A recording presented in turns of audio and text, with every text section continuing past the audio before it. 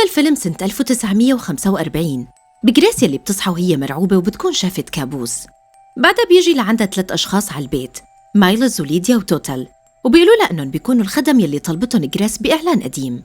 وبتكون جريس طلبت خدام جداد لأنه الخدم اللي قدمها تبعها اختفوا بظروف غامضة.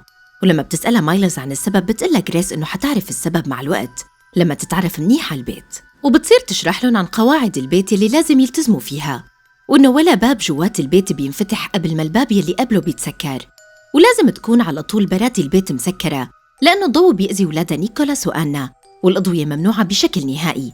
وبيكون زوجها من وقت ما بلشت الحرب مختفي.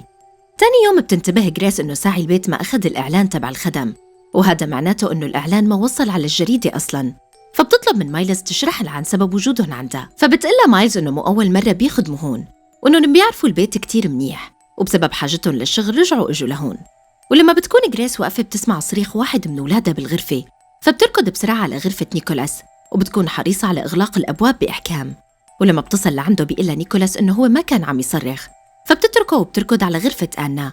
ولما بتصل لعندها على الغرفة بتسألها ليش عم تصرخ، فبتقلها آنا إنها ما كانت عم تصرخ، وإنه يلي كان عم يصرخ ولد اسمه فيكتور، وإنه هذا الولد ساكن معهم بالبيت هو وأمه وأبوه. وبتقلها إنه كان عم يحذرها إنه ما حدا يقرب على البيانو لأنه هذا البيانو ملك أبوه وما لازم حدا يقرب عليه. فبتقلها جريس إنها مو شايفة حدا بالغرفة معهم، بس بتقلها آنا إنه فيكتور هلأ طلع.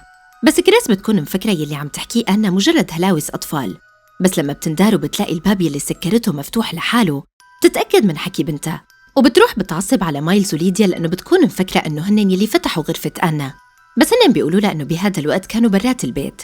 بس جريس بتعصب أكتر بسبب إنكارهم للموضوع. ولما بيكونوا آنا ونيكولاس قاعدين سوا بتصير آنا تحكي له عن فيكتور، بس هو ما بيصدقها، فبتصير تتغلظ عليه وبتقرر تخليه يشوفه. وبالليل بتفيقه لنيكولاس من نومه مشان يشوف فيكتور، بس نيكولاس بيكون خايف كتير ومرعوب. وفجأة وهو متسطح وداير ظهره بيصير يسمع آنا عم تحكي مع ولد، وبيفكرها هي يلي عم تغير صوتها وتحكي. فبتحكي آنا مع فيكتور وبتطلب منه يتحرك ويظهر نفسه لنيكولاس، وبصير نيكولاس يصرخ بقوة. فبتسمعه جريس وبتركض لعنده فوراً، وبيقلها نيكولاس إنه آنا على طول عم تحاول تخوفه، بس آنا بتقول إنه هو كذاب. ولما تكون جريس عم تعاقب آنا بتكون آنا مصرة إنه فيكتور كان موجود بالغرفة وهو يلي رعب نيكولاس. تاني يوم لما بتكون جريس قاعدة بتسمع صوت تخبيط قوي جاي من الغرف يلي فوق، فبتطلب من مايلز تقول لليديا تخفف تخبيط. ولما بتمشي مايلز بترجع بتسمع جريس صوت تخبيط أقوى، فبتقرر إنها تطلع بنفسها لعند ليديا. بس لما بتوقف بتشوف إنه ليديا ومايلز واقفين برات البيت، فبتخاف كتير. وهي طالعة لفوق بتشوف آنا وبتسألها عن الصوت، فبتقلها آنا إنها سمعت نفس الصوت بس خافت تخبرها لأنها ما بتصدقها وعلى طول بتعاقبها. بس لما أما بتصر عليها بتأشر لها على الغرفة اللي طالع منها الصوت، فبتقوم وبتروح على الغرفة وبتفوت لجوا، وبتلاقي كل الأغراض مغطايين بقماش، وبتصير جريس تسحب الغطا من على الأغراض.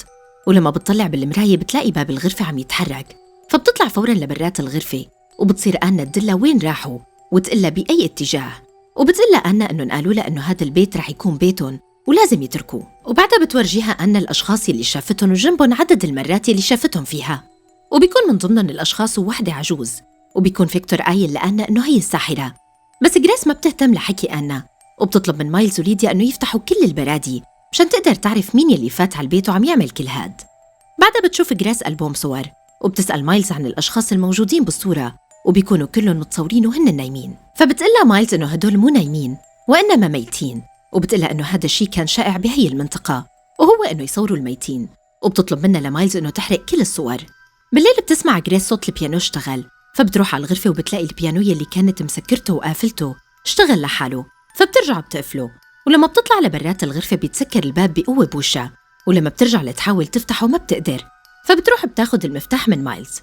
ولما بتفتح الباب بتلاقي البيانو يلي قفلته رجع انفتح للمرة الثالثة. وهن قاعدين بتقلها لمايلز إنه في شيء مو طبيعي بالبيت، وإنه يلي عم يعمل هالشيء أكيد مو بشر. وبتطلب من توتال إنه يدور على أي مقابر بتخص الطفل فيكتور وعيلته ويلي خبرتها آنا عنهم من قبل. بس لما بيرجع زوجها من الحرب وبيكونوا قاعدين سوا بتفتح آنا موضوع فيكتور وبتحكي عنه، فبتعصب عليها جريس وما بترضى تقتنع إنه في أشباح بالبيت، وبتعاقب آنا وبتقلها تبقى بغرفتها. فبتطلع آنا من الغرفة وبتكون زعلانة كتير، وبتقابل مايلز اللي بتهديها وبتقلها إنه هي كمان عم تشوف فيكتور وعيلته، وبتطمنها لآنا إنه الفترة الجاية رح تتغير كتير شغلات بالبيت وإما رح تصدق حكيها. بعدها منشوف مايلز وليديا وتوتال واقفين سوا، وبتقلن مايلز إنه جريس ما بدها تقتنع وإنه أنا بلشت تقتنع، وإنه عدم اقتناع الأم رح يسبب لهم مشاكل كتير. تاني يوم بتحاول جريس تصالح أنا وبتعملها فستان وبتلبسها إياه. بعدين بتطلع لبرات الغرفة، ولما بترجع لعندها بتلاقي إنه اللي لابس الفستان واحدة عجوز ومخيفة، وما بتلاقي بنتها أنا. فبتهجم على العجوز وبترميها على الأرض، وبيطلع إنها كانت عم تضرب بنتها. ولما بتشوف جريس هالشي بتنصدم كتير، وبتخبر السيدة مايلز وبتأكد لها إنها شافت واحدة عجوز وما كانت أنا موجودة. وبالليل بتصحى وبتلاقي إنه زوجها رح فجأة، وبتلحقه لبرا بس بيختفي وما بتعود بتشوفه. وفجأة بنتها أنا بتصرخ، فبترجع لعندها فوراً، وبتلاقي أولادها خايفين، وبتلاقي إنه كل برادي البيت اختفت. فبتاخدهم وبتغطيهم، وبتصير تحاول تدور على مكان عتم قبل ما ينقذوا أولادها من الضوء. وبعدها بتشوف مايلز وليديا وتوتال، وبيقولوا لها إنهم بيعرفوا بموضوع اختفاء البرادي، وإنه هي متوهمة بإنه الضوء رح يأذي أولادها. بس جريس بتكون مصرة أن تدور على البرادي بنفسها، وبتاخد سلاح وبتهدد الخدم، وبتاخد منهم مفتاح البيت وبتطردهم. ومنشوف مايلز وتوتال وهنن عم يحكوا على جريس وإنه صبرهم نفذ ولازم يفتحوا القبور. ولما بيعرفوا أنا ونيكولاس إنه أبوهم رجع على الحرب، بيقرروا يطلعوا من البيت مشان يدوروا عليه، وبيصيروا يمشوا بالغابة. وهنن عم يمشوا بشوفوا القبور يلي كانوا مايلز وتوتال عم يحكوا عنها.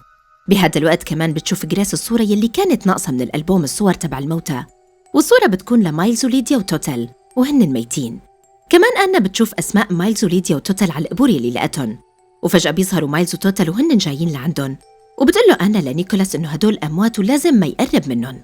وبعدها بتعرف جريس إنه أنا ونيكولاس طلعوا من البيت، وبتروح لتشوفهم وبيكونوا خايفين وبيرجعوا فوراً على البيت. ولما بتكون جريس واقفة بتشوف مايلز واللي معها جايين باتجاهها، وبتصير تقوص عليهم، فبيقولوا لها إنهم أموات من 50 سنة. فبتفوت جريس على البيت وبتقفل الباب، والخدم بيكونوا واقفين برات البيت، وأنا ونيكولاس بيتخبوا. بس بتقدر العجوز الساحرة توصلهم، فبصيروا يصرخوا وبتسمعهم جريس، وبتقول لها مايلز إنها لازم تطلع بنفسها وتحاول تتواصل مع العيلة تبع فيكتور مشان ولادها. فبتطلع جريس لفوق وبتلاقي مجموعة من الأشخاص قاعدين على الطاولة، ومعهم العجوز الساحرة وكأنهم بجلسة تحضير أرواح. وبصيروا يحاولوا يحكوا مع جريس وأنا ونيكولاس على أنهم أرواح، وبيطلبوا منهم يتركوا أهل البيت يعيشوا بسلام. وبتسأل العجوز أنا عن سبب بكائها، فبتقرب منها أنا وبتوشوشها بإذنها، وبتحكي العجوز يلي قالته أنا، وهو إنه جريس قتلتهم هي ونيكولاس بالمخدة وإنهم أموات. وبتصير أنا تصرخ لأنهم مو أموات، وبتهجم عليهم جريس وبتصير تشق الوراق يلي على الطاولة وبتصير تهزها. ومنشوف إنه الأشخاص يلي قاعدين على الطاولة هنن الأحياء، وجريس وأنا ونيكولاس هنن الأرواح يلي ساكنين البيت. بعدها بيصيروا الأشخاص الأحياء يحكوا مع بعض، وبتقلن العجوز إنه جلسة تحضير الأرواح نجحت، والأرواح يلي موجودة رح تغادر البيت. بس أمه لفيكتور بتكون ما عاد بدها تبقى بالبيت بعد يلي صار، وإنها خايفة تبقى وخايفة على فيكتور يلي كل يوم بتراوده كوابيس مزعجة وعم يخاف كل الوقت. ومنعرف منها إنه جريس حرقت ولادها بعد ما خنقتهم، وبعدها قوصت حالها وماتت. بالأخير بيتركوا البيت وبيمشوا، ومنشوف إنه جريس وولادها رافضين يقتنعوا بإنهم أموات، وكل يلي ظهر بالفيلم من الأول هنن أموات، والخدم يلي إجوا لعندها ماتوا بالسل وإجوا لحتى يقنعوها بإنهم أموات، وحتى زوجها يلي إجا من الحرب ميت. ولهون بتخلص قصة الفيلم. وإذا عجبكن لا تنسوني من اللايك واشتركوا بالقناة وفعلوا زر الجرس ليصلكم كل جديد.